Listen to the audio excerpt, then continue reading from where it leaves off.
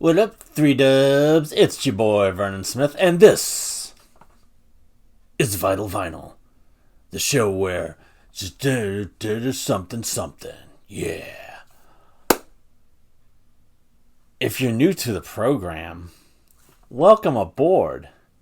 If you're a long-time faithful viewer, welcome back. And if you haven't already hit that like, share, and subscribe button, then you haven't already hit that like, share, and subscribe button. So today,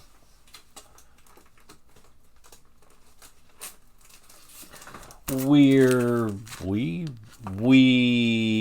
gonna be talking about the Descendents. This is their album called All. So, as I've said before, and you've probably memorized this in the hundreds of times you've all gone back and watched the previous videos. Stalker much? I'm not like a big collector. Like, I don't need the first pressing of things, or like the Pittman plant pressing, or the version that was produced by Bernie something or other. I just like the format. I like the way it feels. I like the way it looks. It's just cool. It's just my thing. So whatever. So whenever I get records, if they're not a certain edition, doesn't really matter. I'll get the most current edition. I'll get bootlegs if it's a decent price and the originals are out of print or just astronomically priced. But when it came to this one, I had to...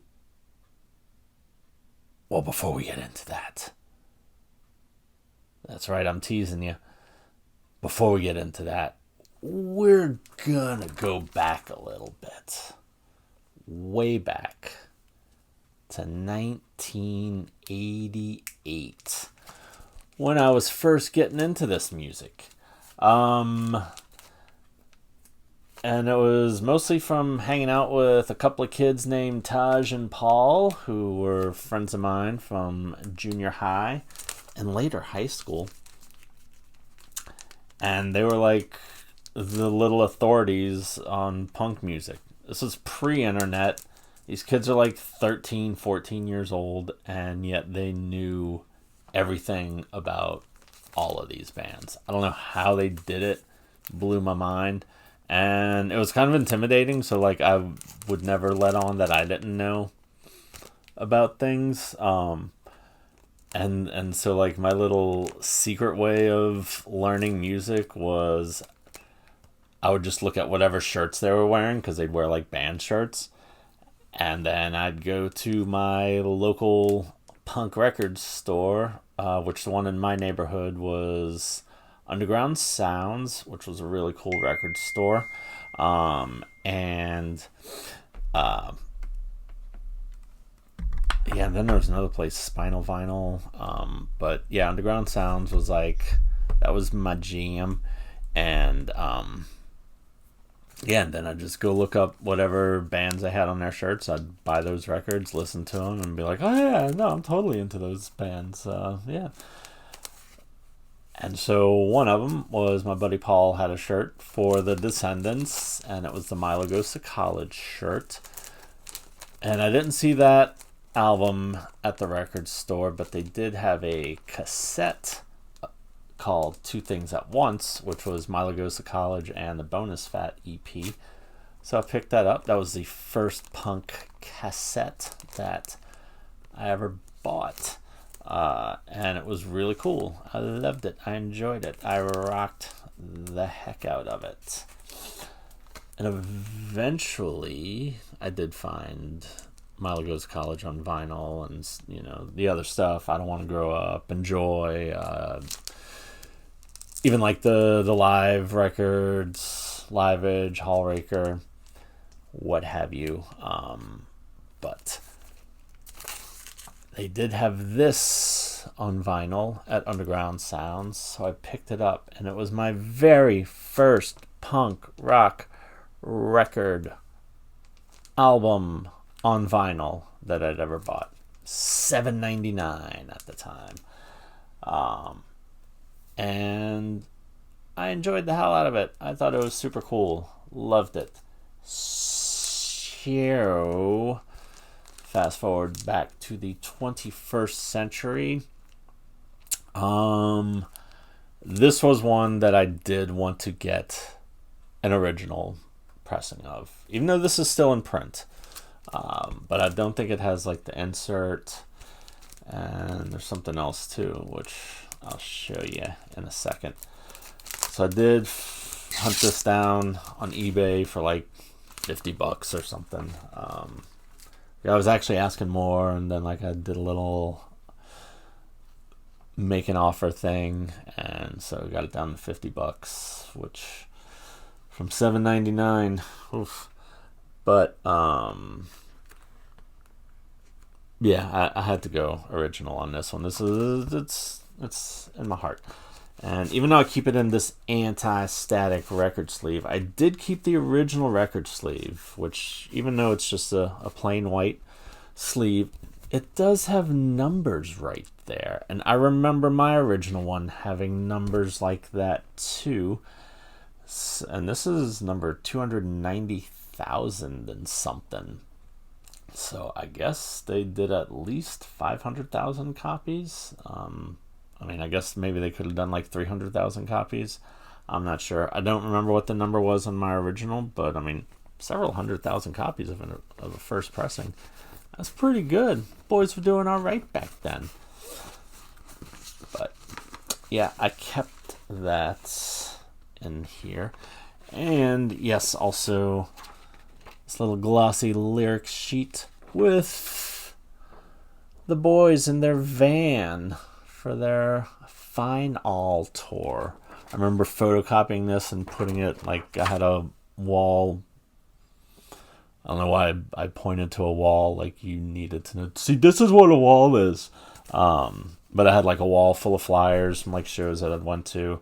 But there was a flyer up there besides this one that was for a show I did not go to, because during this tour, this was like in '87, they came and played here in New Orleans at a place called St. Luke's. I believe it's like a church.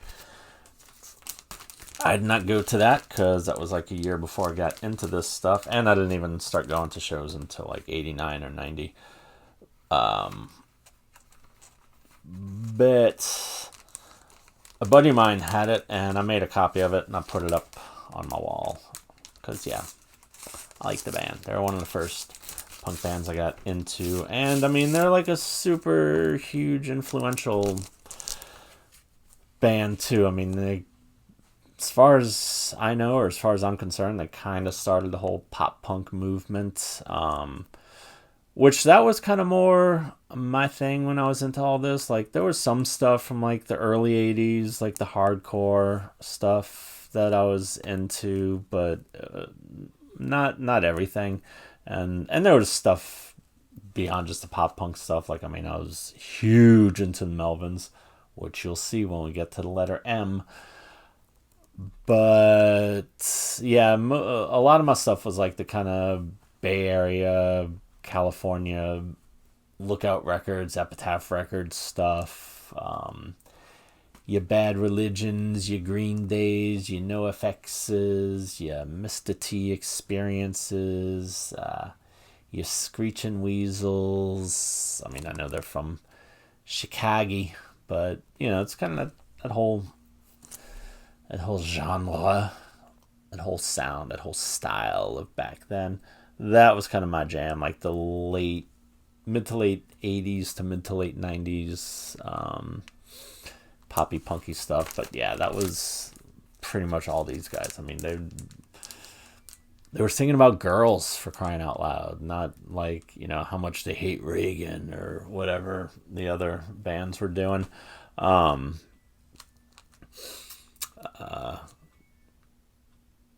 think the only negative thing they sang about was parents, which was funny because like my mom still hates this band to this day because like 35 years ago we got into a fight, which was probably my fault, and you know, she left my room. I slammed the door. I put on Milo Goes to College, put on the song Parents, and like cranked it up. It was like, Parents, why won't they shut up? Parents, they're so fucked up. And she like burst in the door. She's like, they should make a song about kids. It's like, kids, why don't they shut up? Kids, they're so fucked up. And she was like so angry, but I thought it was like so funny. And yeah, I mean, we get along great. That was one of like two fights that we've ever had, like in my entire life. But she still hates them because when she heard I was like getting back into records, she's like, "You're not getting anything by the Descendents, are you?" And I was like, I don't know. Yeah, maybe. But I've been able to find a copy of Milo on vinyl. That's super rare and expensive too. And I guess I should, like, when I went back to my place after Katrina and I saw all my records were just flooded, my stepdad was even like, you could clean these off and they'll be fine. I'm like, nah, I'm not going to bother with all that. And plus, if I get back into this stuff, it's all going to be in print anyway still, so it'll be fine. Couldn't be any more wrong, boys and girls. Because a lot of that shit's out of print and expensive. But anywho, Descendents, am I gonna say how good they are again? If you don't believe me, you should go check out, there's actually a documentary about them called Filmage. I think it's on Apple TV, but it's also on like Tubi or Comet or one of those like free streaming things. I believe you can also rent it on Vudu, which they usually rent stuff for like $2 or $3. So go check it out and you can see all of your favorite bands that were influenced by these guys. I did eventually get to end up seeing them on their Everything Sucks tour when they came back in 1995, and it was awesome, of course. But yeah, you should check out Filmage because it's the story of Descendants and All, who's their other band. They go back and forth, which All good color schemes. And that's all I got to say about that, I think. So yeah, check out the Descendants, check out Filmage, and I believe that'll do it. Oh, but wait. Before we go, let's see what's on the schedule for next time. Get ready for a little strange magic, boys and girls, because it's ELO, the Electric Light Orchestra, coming at ya next time on another thrilling episode of Vital Vinyl. That's great music to go along with ELO, right? Right. Toodles.